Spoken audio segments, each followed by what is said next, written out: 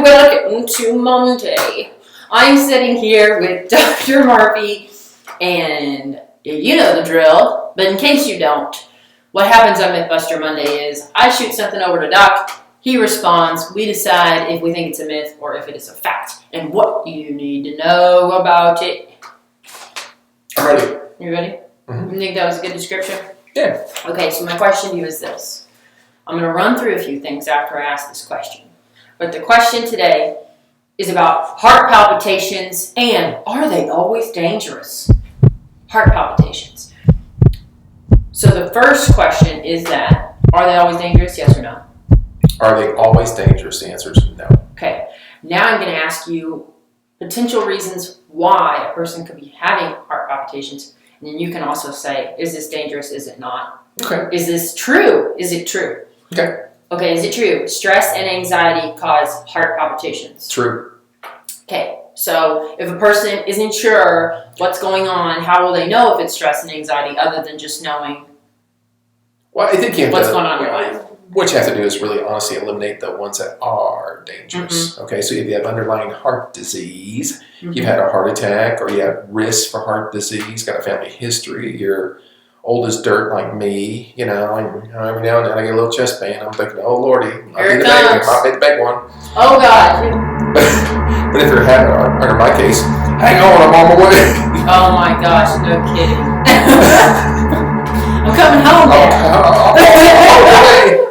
Going down. The son of Satan. But if you're having palpitations from a heart condition, that can be dangerous. Can be. Yeah, then that's something you really want to have checked out. But, you know, palpitations from stress and anxiety, that's because your adrenals are kicking out some adrenaline. That'll cause your heart to palpitate. Okay, exercise. Oh, were you going to say something else? No, but exercise can cause heart palpitations. And once again, it's the same reason. The adrenal glands are being squirted out because you're exercising, you're working out pretty good, so that can cause palpitations. Nothing to worry about. Okay, next one, caffeine. Same thing. It's an adrenal-like drug, so yes, it can irritate to the heart, can cause heart palpitations. Okay, nicotine. Okay, same thing. It's an adrenaline-like drug, can cause heart palpitations. Okay. Stimulants. Mm-hmm. Hormone changes. Yeah, I think, you know, hormone changes in women specifically, not so much in men, but they can give you hot flashes and cause you to vasodilate, drop your blood pressure, lead to heart palpitations, stress, anxiety, kind of along those lines. Same thing. Fever. Fever doesn't really cause palpitations as much. Depends on what it's from. Typically, viruses don't cause palpitations. Can get it with bacterial infections because they invade the bloodstream, and that can be a little bit irritant to the heart and cause palpitations, yes. Okay. Medicine. Some medicines can cause heart palpitations that are irritant. Interesting enough, back in the 80s, mid-80s, we had actually a couple of medicines out there called Echinide, which is no longer available. I think flecainide, its cousin, still on the market. And people used to come into the clinics and complain of palpitations, and then it can be a little uncomfortable. It feels like, you know, water balloon bouncing around in your chest. Well, anyhow, so we started treating these people with these two drugs, and guess what it did? It killed them. So we stopped giving those drugs for heart palpitations. Who's we? The medical community as a whole, or where you work? Yeah, the medical community. Oh, I was like, geez. Cardiologist. You want to be careful when you say we. People are going to think you. No, I never did it. Every once in a while, I get like a tinge in my chest. It's like a sharp pain. I don't want to comment on it. What? You're going to say I don't have a heart? Okay, well. Oh, you're so funny. Whatever twitch it is, it's bound to be minor.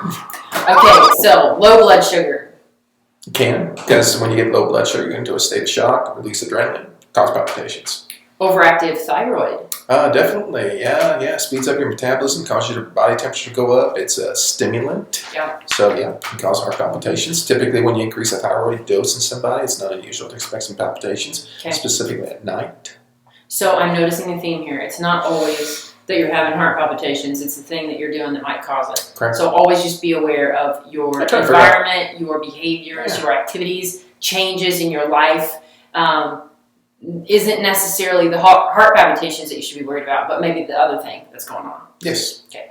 Heart rhythm problems like AFib or...